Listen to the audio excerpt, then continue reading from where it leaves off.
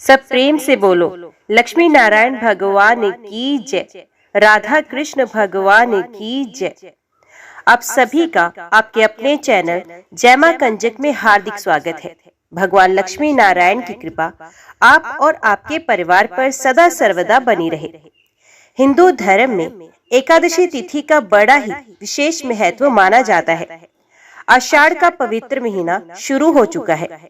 इस मास में भगवान शिव और भगवान श्री हरि विष्णु दोनों की संयुक्त कृपा प्राप्त होती है और आषाढ़ मास के कृष्ण पक्ष की एकादशी को योगिनी एकादशी का व्रत रखा जाता है।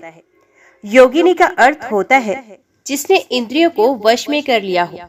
योगिनी एकादशी का व्रत रखने और इसकी कथा को सुनने से 88,000 ब्राह्मणों को भोजन कराने के बराबर फल की प्राप्ति होती है एवं मनुष्यों की सभी मनोकामनाएं पूर्ण होती हैं। वर्ष 2024 में योगिनी एकादशी का व्रत 2 जुलाई दिन मंगलवार को रखा जाएगा। आज के इस वीडियो में हम आपको योगिनी एकादशी की वही व्रत कथा को सुनाएंगे जो स्वयं भगवान श्री कृष्ण जी ने अर्जुन को सुनाई थी और कथा सुनने के बाद योगिनी एकादशी की संपूर्ण पूजा विधि, महत्व, नियम और एकादशी तिथि की संपूर्ण जानकारी देंगे और साथ ही साथ ये भी बताएंगे कि एकादशी के अगले दिन व्रत का पारण कितने बजे करना शुभ होगा और व्रत क्या खाकर खोले। तो आइए भगवान श्री लक्ष्मी नारायण जी के चरणों का ध्यान करते हुए योगिनी एकादशी की व्रत कथा को सुनते हैं। आपसे हमारा विनम्र निवेदन है कि वीडियो को पूरा अवश्य देखिएगा और चैनल को सब्सक्राइब करके कमेंट में जय श्री राधे कृष्ण अवश्य लिखिएगा। तो चलिए आज की इस कथा को हम शुरू करते हैं। ओम नमो भगवते वासुदेवाय नमः। युधिष्ठिर ने पूछा, वसुदेव, आषाढ़ के कृष्ण पक्ष में जो एकादशी होती है उसका क्या नाम है? कृपया उसका वर्णन कीजिए। भगवान श्री कृष्ण बोले, राजन, आषाढ़ के कृष्ण पक्ष की एकादशी का नाम योगिनी है। ये बड़े बड़े पापों का नाश करने वाली है। संसार सागर में डूबे हुए प्राणियों के लिए ये सनातन नौका के समान है। तीनों लोकों में ये सारभूत व्रत है। अलकापुरी में राजा धीराज कुबेर रहते हैं। वे सदा भगवान शिव की भक्ति में तत्पर रहने वाले हैं। उनके हेममाली नाम वाला एक यक्ष सेवक था जो पूजा के लिए फूल लाया करता था। हेममाली की पत्नी बड़ी सुंदरी थी। उसका नाम विशालाक्षी था। वे यक्ष कामपाश में आबद्ध होकर सदा अपनी पत्नी में आसक्त रहता था। एक दिन की बात है, हेममाली मानसरोवर से फूल लाकर अपने घर में ही ठहर गया और पत्नी के प्रेम का रसवादन करने लगा। अतः कुबेर के भवन में ना जा सका। इधर कुबेर मंदिर में बैठकर शिव का पूजन कर रहे थे। उन्होंने दोपहर तक फूल आने की प्रतीक्षा की। जब पूजा का समय व्यतीत हो गया तो यक्षराज ने कुपित होकर सेवकों से पूछा, यक्षो, दुरात्मा हेममाली क्यों नहीं आ रहा? इस बात का पता तो लगाओ। यक्षों ने कहा, राजन, वे तो पत्नी की कामना में आसक्त हो अपनी इच्छा के अनुसार घर में ही रमण कर रहा है। उनकी बात सुनकर कुबेर क्रोध में भर गए और तुरंत ही हेममाली को बुलवाया। देर हुई जानकर हेममाली के नेत्र भय से व्याकुल हो रहे थे। वे आकर कुबेर के सामने खड़ा हुआ। उसे देखकर कुबेर की आंखें क्रोध से लाल हो गई। वे बोले, ओ पापी, ओ दुष्ट, ओ दुराचारी, तूने भगवान की अवहेलना की है। अतः क्रोध से युक्त और अपनी उस प्रियतमा से वियुक्त होकर इस स्थान से भ्रष्ट होकर अन्यंतर चला जा। कुबेर के ऐसा कहने पर वे उस स्थान से नीचे गिर गया। उस समय उसके हृदय में महान दुख हो रहा था। कोड़ों से सारा शरीर पीड़ित था, परंतु शिव पूजा के प्रभाव से उसकी स्मरण शक्ति लुप्त नहीं होती थी।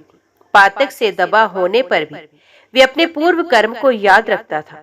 तदंतर इधर उधर घूमता हुआ वे पर्वतों में श्रेष्ठ मेरुगिरी के शिखर पर गया।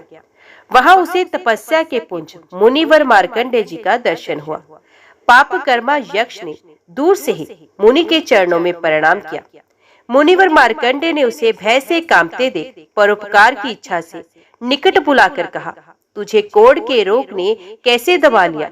तो क्यों इतना अधिक निंदनीय जान पड़ता है? यक्ष बोला, मुने, मैं कुबेर का अनुचर हूँ। मेरा नाम हेममाली है। मैं प्रतिदिन मानसरोवर से फूल ले आकर शिवजी की पूजा के समय कुबेर को दिया करता था। एक दिन पत्नी सहवास के सुख में फंस जाने के कारण मुझे समय का ज्ञान ही नहीं रहा।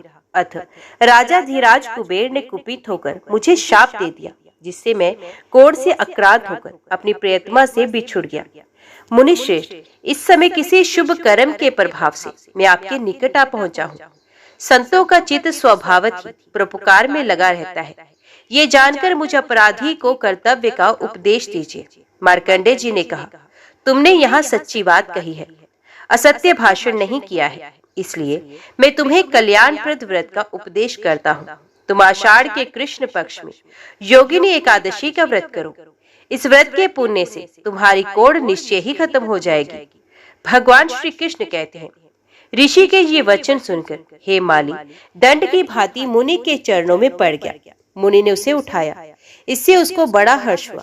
मार्कंडेय जी के उपदेश से उसने योगिनी एकादशी का व्रत किया, जिससे उसके शरीर की कोढ़ दूर हो गई। मुनि के कथन अनुसार उस उत्तम व्रत का अनुष्ठान करने पर यह पूर्ण सुखी हो गया। राजन, ये योगिनी का व्रत ऐसा ही है जो 88,000 ब्राह्मणों को भोजन कराता है, उसके समान ही फल उस मनुष्य को भी मिलता है जो एक योगिनी एकादशी का व्रत करता है। योगिनी महान पापों को शांत करने वाली, महान पुण्य फल देने वाली है। इसके पढ़ने और सुनने से मनुष्य सब पापों से मुक्त हो जाता है और अंत में मोक्ष की प्राप्ति करके प्राणी स्वर्ग का अधिकारी बनता है। मनुष्य को कभी भी पूजा आदि धर्म में आलस्य या प्रमाद नहीं करना चाहिए, अपितु मन को संयम में रखकर सदैव भगवान की सेवा में लगे रहना चाहिए। अब मैं तुम्हें योगिनी एकादशी व्रत के नियम को बताता हूँ, इसे भी ध्यान पूर्वक सुनो। व्रत करने वाले को दशमी की रात्रि से ही एकादशी के व्रत के नियमों का पालन करना चाहिए। इस दिन तुलसी मिश्रित जल से भगवान विष्णु की प्रतिमा को स्नान कराए। भगवान विष्णु की प्रतिमा का इत्र से लेप करे और चंदन अवश्य लगाए। योगिनी एकादशी के दिन पीपल की पूजा की बड़ी ही विशेष महिमा है। पीपल के तने में जल अर्पित करे और संध्या को घी का दीपक अवश्य जलाए। इस दिन भूमि पर शयन करने से विशेष पूर्ण फल की प्राप्ति होती है। रात्रि को भगवान विष्णु की प्रतिमा के समीप ही भूमि पर शयन करना चाहिए। योगिनी एकादशी के दिन गाय को हरा चारा और चने की दाल अवश्य खिलाए। बंदरों को गुड़ और चना खिलाने से भी अनंत फल की प्राप्ति होती है। एकादशी के दिन एक दिन पहले ही तुलसी दल तोड़कर रख लेना चाहिए। ब्रह्मचर्य का पूर्ण रूप से पालन करें और किसी को भी अपशब्द ना कहें और ना ही द्वेष की भावना रखें। स्त्री और छोटी कन्याओं का भूल कर भी अपमान ना करें। जरूरतमंद और गरीबों के सामर्थ्य अनुसार मदद करें। भक्त अपनी श्रद्धा और शक्ति के अनुसार निर्जला या सिर्फ पानी लेकर, फल लेकर या एक समय फलाहार रहकर योगिनी एकादशी व्रत को करना चाहिए। एक बार भगवान श्री कार्तिकेय जी ने पूछने पर स्वयं महादेव जी ने एकादशी की महिमा को बताया था। उसे सुनो। जो कलयुग में एकादशी की रात जागरण करते हैं, वैष्णव शास्त्र का पाठ करते हैं, उसके कोटि जन्मों में किए हुए 4 प्रकार के पाप नष्ट हो जाते हैं। योगिनी एकादशी के व्रत का फल 88,000 ब्राह्मणों को भोजन कराने के फल के बराबर है। जिसे एकादशी की रात में नींद नहीं आती और वे नाचता और गाता है, उसे मेरा भक्त जानना चाहिए। भगवान विष्णु उसे मोक्ष प्रदान करते हैं। जो भगवान विष्णु से बैर करते हैं, उन्हें पाखंडी जानना चाहिए। जो मनुष्य एकादशी की रात्रि में भगवान विष्णु के मुखारविंद का बारंबार दर्शन करता है, उसे हजारों यज्ञों का पुण्य प्राप्त होता है। हे कार्तिकेय, जो मनुष्य योगिनी एकादशी या अन्य किसी भी एकादशी की रात्रि में भगवान विष्णु के भक्तों के सामने गीता और विष्णु सहस्त्रनाम का पाठ करता है, वे उस परम धाम में जाता है जहाँ साक्षात नारायण विराजमान है। एकादशी की रात्रि में जो भगवान श्री विष्णु के समीप घी का दीपक जलाता है, उसका पुण्य 100 कल्पों में भी नष्ट नहीं होता। जहाँ शालिग्राम शिला होती है, वहाँ साक्षात भगवान विष्णु रहते हैं। जो भक्त मंच रहत तुलसी दल से भगवान विष्णु का पूजन करता है, उसका पुण्य जन्म नहीं होता। एकादशी से बड़ी कोई तिथि नहीं, ऐसा ही जानना चाहिए। जो मनुष्य एकादशी की रात्रि जागरण करते हैं, उसके शरीर में इंद्र आदि देवता आकर स्थित हो जाते हैं। आइए अब पंचांग के अनुसार जान लेते हैं कि योगिनी एकादशी तिथि कब से कब तक है? एकादशी तिथि प्रारंभ होगी 1 जुलाई को सुबह 10:26 से और एकादशी तिथि की समाप्ति होगी 2 जुलाई को सुबह 8:42 पर। तो सूर्योदय के समय उदया तिथि के अनुसार एकादशी तिथि 2 जुलाई दिन मंगलवार को होने के कारण एकादशी का व्रत 2 जुलाई दिन मंगलवार को ही रखना शास्त्रोनुसार सर्वोत्तम रहेगा। अगले दिन व्रत का पारण बुधवार 3 जुलाई को ही किया जाएगा और 3 जुलाई को व्रत खोलने का शुभ समय होगा सुबह 5:01 से लेकर 7:01 के मध्य में।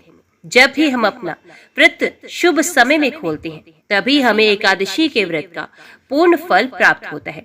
श्री तिरुपति बालाजी के रूप की कथा को सुनने से अनंत फल और माँ लक्ष्मी की कृपा मिलती है। तो आइए भगवान श्री तिरुपति बालाजी की कथा को बड़ी ही श्रद्धा से और प्रसन्नचित्त मन से सुनते हैं। इस कथा को पूरा सुनिए। बोलिए श्री लक्ष्मी नारायण भगवान की जय। तिरुपति बालाजी मंदिर भारत का एक प्रसिद्ध मंदिर है और इस मंदिर में भगवान श्री विष्णु जी के एक अवतार स्वामी वेंकटेश्वर जी की विराजमान मूर्त है। इसी वजह से मंदिर को प्रसिद्धि रूप से स्वामी वेंकटेश्वर मंदिर के नाम से भी जाना जाता है। भगवान वेंकटेश्वर को विष्णु जी का एकमात्र उस रूप से जाना जाता है जिन्होंने कलयुग के कष्टों से लोगों को बचाने के लिए अवतार लिया है।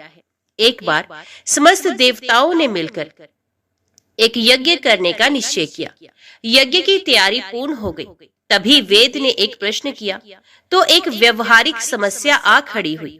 ऋषि मुनियों द्वारा किए जाने वाले यज्ञ की हवि तो देवगण ग्रहण करते थे, लेकिन देवों द्वारा किए गए यज्ञ की पहली आहुति किसको होगी, यानी सर्वश्रेष्ठ देव का निर्धारण जरूरी था, जो फिर अन्य सभी देवों को यज्ञ भाग प्रदान करे। ब्रह्मा, विष्णु, महेश परमात्मा थे।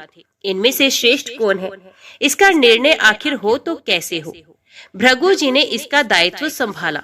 वे देवों की परीक्षा लेने चले। ऋषियों से विदा लेकर वे सर्वप्रथम अपने पिता ब्रह्मदेव के पास पहुँचे। ब्रह्मा जी की परीक्षा लेने के लिए भृगु ने उन्हें प्रणाम नहीं किया।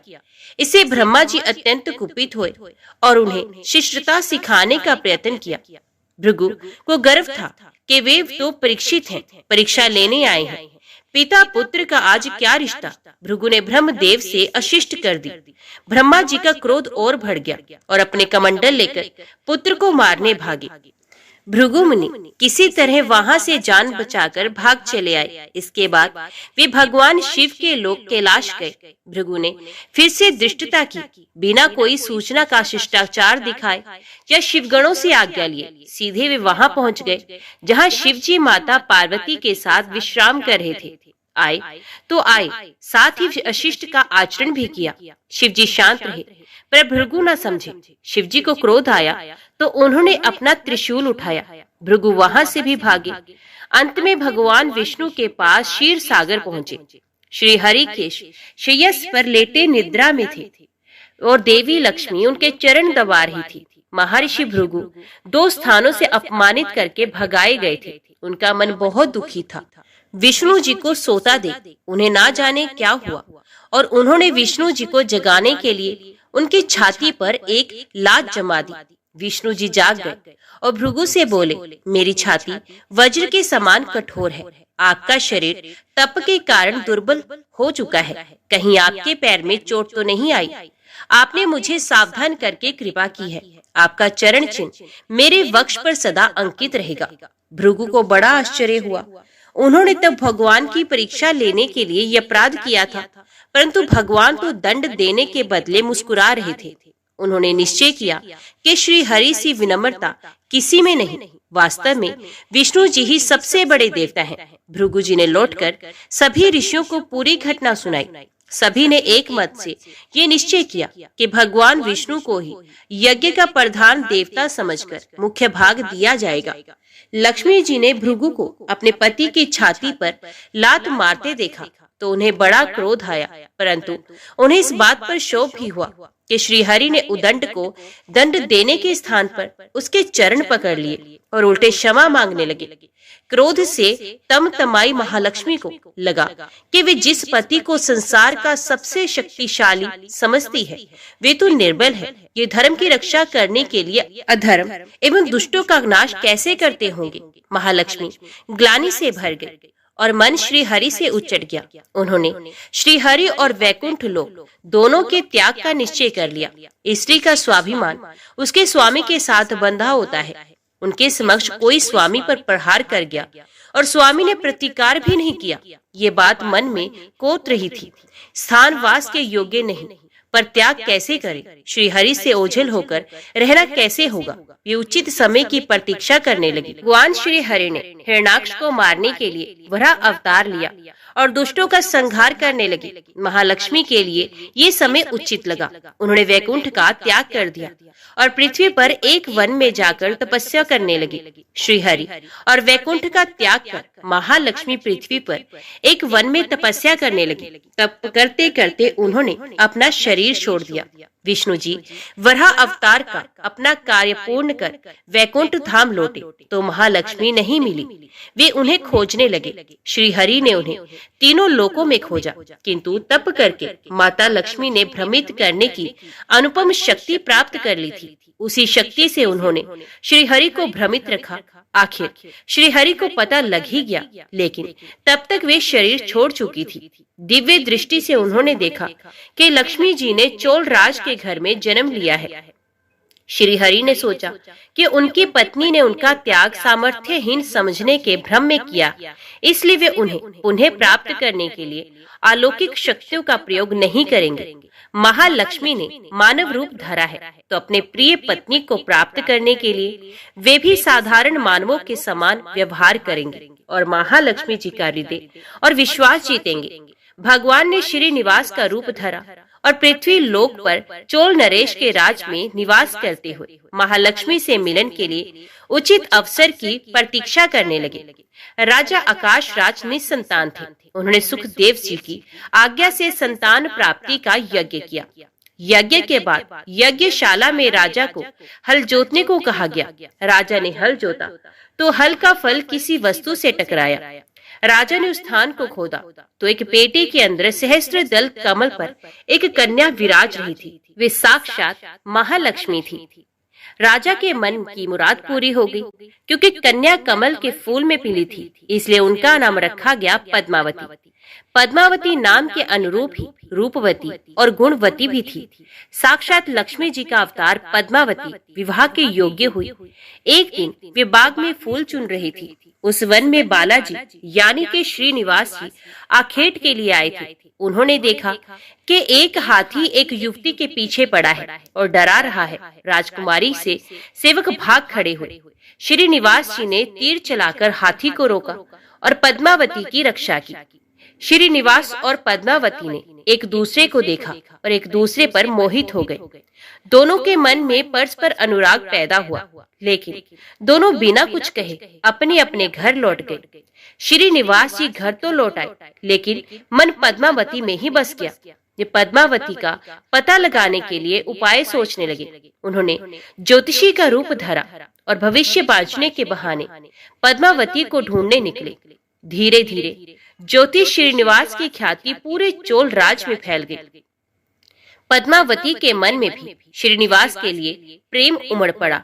वे उनसे मिलने को व्याकुल थी, किंतु कोई पता ठिकाना न होने के कारण उनका मन चिंतित था। इस चिंता और प्रेम विरह में उन्होंने भोजन श्रृंगार आदि का त्याग कर दिया। इसके कारण उनका शरीर कृशकाय होता चला गया।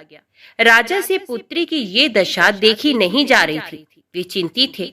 ज्योतिषी की प्रसिद्धि की सूचना राजा को भी मिली। राजा ने ज्योतिषी श्रीनिवास को बुलाया और सारी बात बताकर अपनी कन्या की दशा का कारण बताने को कहा। श्रीनिवास राजकुमारी का हाल समझने पहुंचे तो पद्मावती को देखकर प्रसन्न हो गए। उनका उपक्रम सफल हो गया था।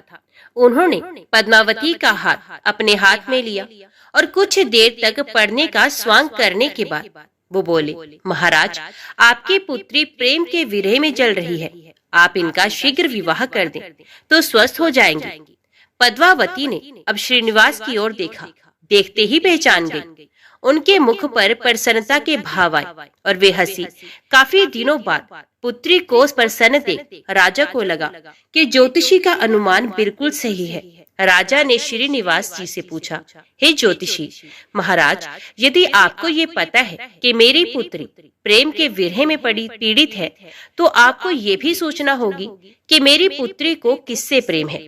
उसका विवाह करने को मैं तैयार हूँ, आप उसका परिचय दें। श्रीनिवास जी ने कहा, आपकी पुत्री एक दिन वन में फूल चुनने गई थी। एक हाथी ने उन पर हमला किया तो आपके सैनिक और दासियां भाग खड़ी हुई। राजकुमारी के प्राण एक धनुर्धर ने बचाए थे। राजा ने कहा, हाँ, मेरे सैनिकों ने बताया था कि एक दिन ऐसी घटना हुई थी। एक वीर पुरुष ने उसके प्राण बचाए थे, लेकिन मेरी पुत्री के प्रेम से उस घटना का क्या तात्पर्य। श्रीनिवास जी ने कहा, आपकी पुत्री को अपनी जान बचाने वाले उसी युवक से प्रेम है। राजा के पूछने पर श्रीनिवास ने कहा, वे कोई साधारण युवक नहीं है, बल्कि शंख चक्रधारी स्वयं भगवान विष्णु है। इस समय वैकुंठ को छोड़कर मानव रूप में श्रीनिवास के नाम से पृथ्वी पर वास कर रहे हैं। आप अपनी पुत्री का विवाह उनसे करें, मैं इसकी सारी व्यवस्था करा दूंगा। ये बात सुनकर राजा प्रसन्न हो गए। उन्होंने सोचा कि स्वयं भगवान विष्णु उनके जमाई बनेंगे। श्रीनिवास और पद्मावती जी का विवाह तय हो गया। श्रीनिवास रूप में श्री हरि ने सुखदेव के माध्यम से समस्त देवी देवताओं को अपने विवाह की सूचना भिजवा दी। सुखदेव की सूचना से सभी देवी देवता अत्यंत प्रसन्न हुए। देवी देवता श्रीनिवास जी से मिलने और बधाई देने पृथ्वी पर पहुंचे, परंतु श्रीनिवास जी को खुशी के बीच एक चिंता भी होने लगी। देवताओं ने पूछा, भगवान, संसार की चिंता हरने वाले आप इस उत्सव के मौके पर इतने चिंतित क्यों हैं? तब श्रीनिवास जी ने कहा, चिंता की बात है धन का अभाव। महालक्ष्मी ने मुझे त्याग दिया है, इस कारण धनहीन हो चुका हूँ। स्वयं महालक्ष्मी ने तब से शरीर त्याग मानव रूप लिया और पिछली स्मृतियों को गुप्त कर लिया है। इसी कारण उन्हें ये सूचना नहीं कि वे महालक्ष्मी का ही स्वरूप है। वे तो स्वयं को राजकुमारी पद्मावती ही मानती हैं। मैंने निर्णय किया है कि जब तक उनका प्रेम पुनः प्राप्त नहीं करता, अपनी माया का उन्हें आभास नहीं कराऊंगा। इस कारण मैं एक साधारण मनुष्यों का जीवन व्यतीत कर रहा हूँ। राजा की पुत्री से शादी करने और घर बसाने के लिए धन, वैभव और ऐश्वर्य की जरूरत है। वह मैं कहाँ से लाऊं? स्वयं नारायण को धन की कमी सताने लगी। मानव रूप में आए प्रभु को भी विवाह के लिए धन की आवश्यकता हुई। यही तो ईश्वर की लीला है। जिस रूप में रहते हैं उस योनि के जीवों के सभी कष्ट सहते हैं। श्री हरि विवाह के लिए धन का प्रबंध कैसे हो, इस बात से चिंतित हैं। देवताओं ने जब ये सुना तो उन्हें आश्चर्य हुआ। देवताओं ने कहा, कुबेर आवश्यकता के बराबर धन की व्यवस्था कर देंगे। देवताओं ने कुबेर का आवाहन किया तो कुबेर जी प्रकट हुए। कुबेर ने कहा, ये तो मेरे लिए प्रसन्नता की बात है कि आपके लिए मैं कुछ कर सकूं। प्रभु, आपके लिए धन का तत्काल प्रबंध करता हूँ। कुबेर का कोष आपकी कृपा से ही रक्षित है। तब श्री हरि जी ने कुबेर से कहा, यक्षराज, आपको भगवान भोलेनाथ ने जगत और देवताओं के धन की रक्षा का दायित्व सौंपा है। उसमें से धन मैं अपनी आवश्यकता के हिसाब से ही लूंगा, लेकिन मेरी एक शर्त है। सुनकर ये सभी देवता आश्चर्य में पड़ गए। श्री हरि ने कहा, ब्रह्मा जी और शिव जी साक्षी रहेंगे। कुबेर से धन ऋण के रूप में ले लूंगा, जिसे भविष्य में ब्याज सही चुका भी दूंगा। श्री हरि की बात से कुबेर सहमत हो गए। सभी देवता विस्मय में एक दूसरे को देखने लगे। कुबेर बोले, भगवान, मुझसे कोई अपराध हुआ तो उसके लिए क्षमा करें, पर ऐसी बात ना कहें। आपकी कृपा से विहीन होकर मेरा सारा कोष नष्ट हो जाएगा। हरि ने कुबेर को निश्चिंत करते हुए कहा, आपसे कोई अपराध नहीं हुआ है। मैं मानव की कठिनाई का अनुभव करना चाहता हूँ। मानव रूप में उन कठिनाइयों का सामना करूंगा जो मानव को आती हैं। धन की कमी और ऋण का बोझ सबसे बड़ा है। कुबेर ने कहा, प्रभु, यदि आप मानव की तरह ऋण पर धन लेने की बात कर रहे हैं तो तो फिर आपको मानव की तरह ये भी बताना होगा कि ऋण चुकाएंगे कैसे। मानव को ऋण प्राप्त करने के लिए कई शर्तें झेलनी पड़ती हैं। श्रीनिवास जी ने कहा, कुबेर, ये ऋण मैं नहीं, मेरे भक्त चुकाएंगे, लेकिन मैं उनसे भी कोई उपकार नहीं लूंगा। मैं अपनी कृपा से उन्हें धनवान बनाऊंगा। कलयुग में पृथ्वी पर मेरी पूजा धन, ऐश्वर्य और वैभव से परिपूर्ण कर देने वाली होगी। मेरे भक्त मुझसे धन, वैभव और ऐश्वर्य की मांग करने आएंगे। मेरी कृपा से उन्हें वो प्राप्त होगा। बदले में भक्तों से मैं दान प्राप्त करूंगा, जो चढ़ावे के रूप में होगा। मैं इस तरह आपका ऋण चुकाता रहूंगा। कुबेर जी ने कहा, भगवान, कलयुग में मानव जाति धन के विषय में बहुत विश्वास के योग नहीं रहेगी। उन पर आवश्यकता से अधिक विश्वास करना क्या उचित होगा? तब श्रीनिवास जी बोले, शरीर त्यागने के बाद तिरुपति के तिरुमला पर्वत पर बालाजी के नाम से लोग मेरी पूजा करेंगे। मेरे भक्तों की अटूट श्रद्धा होगी। वे मेरे आशीर्वाद से प्राप्त धन में मेरा हिस्सा रखेंगे। इस रिश्ते में ना कोई दाता है, ना कोई याचक है। कुबेर, कलयुग के आखिर तक भगवान बालाजी धन, ऐश्वर्य और वैभव के देवता बने रहेंगे। मैं अपने भक्तों को धन से परिपूर्ण करूंगा, तो मेरे भक्त दान से न केवल मेरे प्रति अपना ऋण उतारेंगे, बल्कि मेरा ऋण उतारने में भी मदद करेंगे। इस तरह कलयुग की समाप्ति के बाद मैं आपका मूल धन लौटा दूंगा। कुबेर जी ने श्री हरि द्वारा भक्त और भगवान के बीच एक ऐसे रिश्ते की बात सुनकर उन्हें प्रणाम किया और धन का प्रबंध कर दिया। भगवान श्रीनिवास जी और कुबेर जी के बीच हुए समझौते के साक्षी स्वयं ब्रह्मा और भगवान शिव थे। दोनों वृक्ष रूप में साक्षी बन गए। आज भी पुष्करणी के किनारे ब्रह्मा और शिव बरगद के पेड़ के रूप में साक्षी बनकर खड़े हैं। ऐसा कहा जाता है कि निर्माण कार्य के लिए स्थान बनाने के लिए इन दोनों पेड़ों को जब काटा जाने लगा तो इनमें से खून की धारा फूट पड़ी थी। पेड़ काटना बंद करके उसकी देवता की तरह पूजा होने लगी। श्रीनिवास जी और पद्मावती जी की शादी पूरी धूमधाम से हुई, जिसमें सभी देवगण पधारे। भक्त मंदिर में दान देकर भगवान पर चढ़ावा ऋण उतार रहे हैं, जो कलयुग के अंत तक जारी रहेगा। तो बोलिए, श्री लक्ष्मी नारायण भगवान की जय। चंद्रवंश में सुवीर नाम से प्रसिद्ध एक राजा हो गए हैं। दक्षिण भारत के नारायणपुर में उनकी राजधानी थी। महाराज सुवीर की रानी नंदिनी के गर्भ से एक पुत्र हुआ, जिसका नाम तोंडमान रखा गया। राजकुमार तोंडमान बड़े ही वीर थे। 5 ही वर्ष की अवस्था से उनके हृदय में भगवान विष्णु की भक्ति प्रकट हो गई थी। युवा होने पर पांडे नरेश की सुंदरी पुत्री पद्मा के साथ उनका विवाह हुआ। विभिन्न देशों की अनेक राजकुमारियों ने भी स्वयंवर सभा में उनका ही वर्ण किया था। उन्हें देवराज इंद्र की भांति रिद्धि, सिद्धि एवं सुखभोग की सामग्री सुलभ थी, तो भी वे उनमें आसक्त न होकर सदा भगवान के चिंतन में ही संलग्न रहते थे। एक दिन राजकुमार तोंडमान पिता की आज्ञा से वेंकटगिरी के समीप शिकार खेलने के लिए गए। शिकार में वे उन्हीं हिंसक जीवों का वध करते थे जो प्रजा के लिए भय उपस्थित करने वाले थे। स्वर्णमुखरी नदी पार करके ब्रह्म ऋषि शुक और रेणुका देवी का दर्शन करते हुए तोंडमान जब पश्चिम दिशा की ओर आगे बढ़े, तब एक जगह उन्हें पंचरंगा तोता दिखाई दिया। वे देखने में बड़ा ही सुंदर था और भगवान श्रीनिवास का नाम रट रहा था। उसकी दिव्य आकृति और मधुर बोली पर राजकुमार मुग्ध हो गए और उसे पकड़ने के लिए उसका पीछा करने लगे। तोता उड़कर वेंकटाचल के शिखर पर जा पहुंचा। तोंडमान भी उसका अनुसरण करते हुए गिरिराज पर चढ़ गए, परंतु वहां वे तोता कहीं भी दिखाई नहीं दिया। पास ही में श्यामा कवन था। निषाद राज वसु, जो भगवान श्रीनिवास के अनन्य भक्त थे, उस वन की रखवाली करते थे। राजकुमार को आते देख उन्होंने उनकी अगवानी की और उन्हें प्रणाम करके विनीत भाव से दोनों हाथ जोड़कर कहा, युवराज स्वागत है, कहिए आपकी क्या सेवा करूं?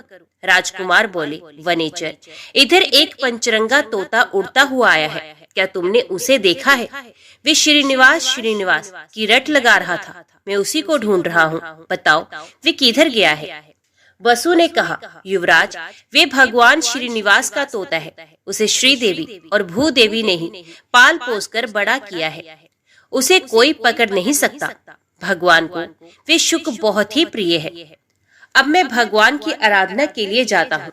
जब तक लौटकर ना आऊं, तब तक आप यहीं वृक्ष के नीचे आराम कीजिए। राजा ने कहा, निषाद राज, मैं भी भगवान के दर्शन करूंगा, मुझे अपने साथ ले चलिए। वसु ने बहुत अच्छा कहकर युवराज को अपने साथ ले लिया। स्वामी पुष्करणी में युवराज सहित विधि पूर्वक स्नान करके वे दिव्य विमान में विराजमान भगवान श्रीनिवास के समीप गए। तोंडमान ने देखा, बिल वृक्ष के नीचे भगवान का दिव्य विमान प्रकाशित हो रहा है। उसके भीतर भगवान श्रीनिवास विराज रहे हैं। परम सुंदरी श्री देवी और भूदेवी उनकी सेवा में संलग्न है। उनके श्री अंगों की श्यामलता अलसी के फूल से सुशोभित हो रही है। नेत्र खिले हुए कमल दल की भांति सुंदर एवं विशाल है। 4 भुजाएं थी। भगवान के अंग अंग से उदारता प्रकट हो रही थी। उनके मुखार विंद पर मंद मंद मुस्कुराहट की छटा मन को मोह लेती थी। श्री अंगों पर पीतांबर की अपूर्व शोभा थी। शंख चक्र आदि आयुध मूर्तिमान होकर भगवान की सेवा कर रहे थे। युवराज भगवान का यह अद्भुत स्वरूप देखकर मुग्ध हो गए और उन्होंने अपना तन मन धन एवं जीवन उन्हीं के चरणों में न्यौछावर कर दिया। उन दिनों वहां गए हुए सभी बड़भागी भक्तों को उनके प्रत्यक्ष दर्शन होते थे।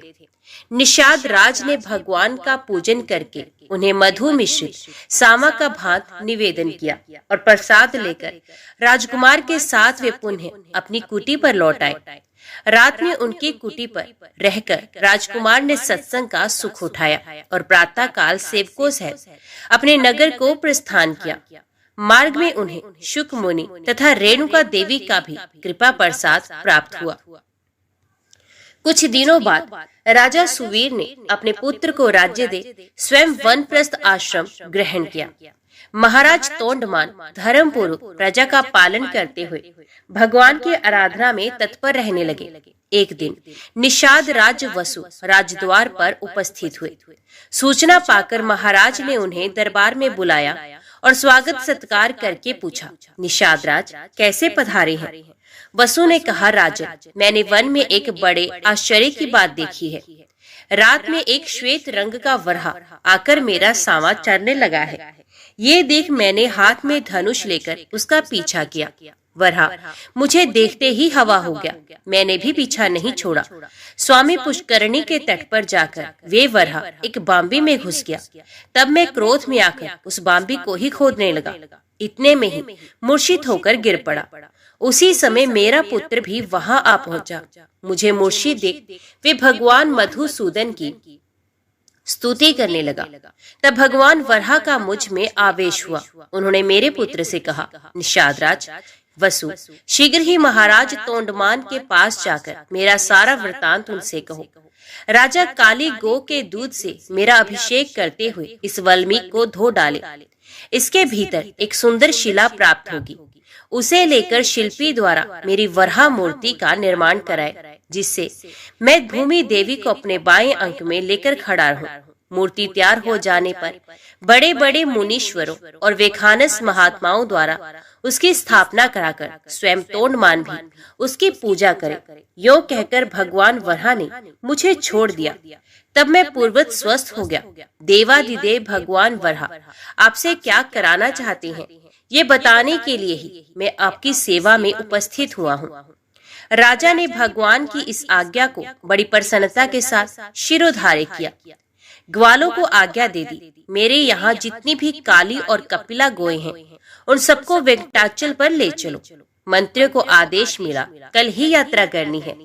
इसकी समुचित व्यवस्था की जाए। तदंतर तोंडमान अंतपुर में गए और सभी रानियों से वरहा भगवान का वे आदेश सुनाकर रात में वहीं सो गए।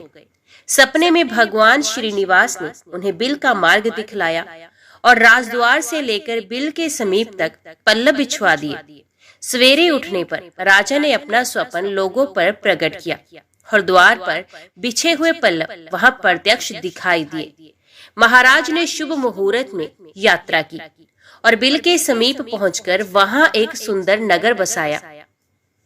भगवान के आदेश के अनुसार उन्होंने मूर्ति निर्माण, प्रतिष्ठा और पूजन का कार्य बड़ी धूमधाम से संपन्न किया। वे प्रतिदिन बिल के मार्ग से आकर भगवान को प्रणाम करते और लौट जाते थे।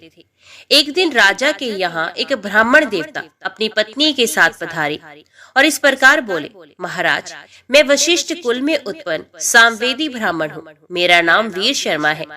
हम दोनों दंपत्ति घर से तीर्थ यात्रा के लिए निकले हैं, परंतु गर्भवती होने के कारण मेरी पत्नी से चला नहीं जाता। अतः आप इसे अंतपुर में रखकर तब तक इसकी रक्षा करें जब तक मैं तीर्थ यात्रा से वापस लौट न आऊं। राजा ने तथास्तु कहकर उसकी रक्षा का भार ले लिया।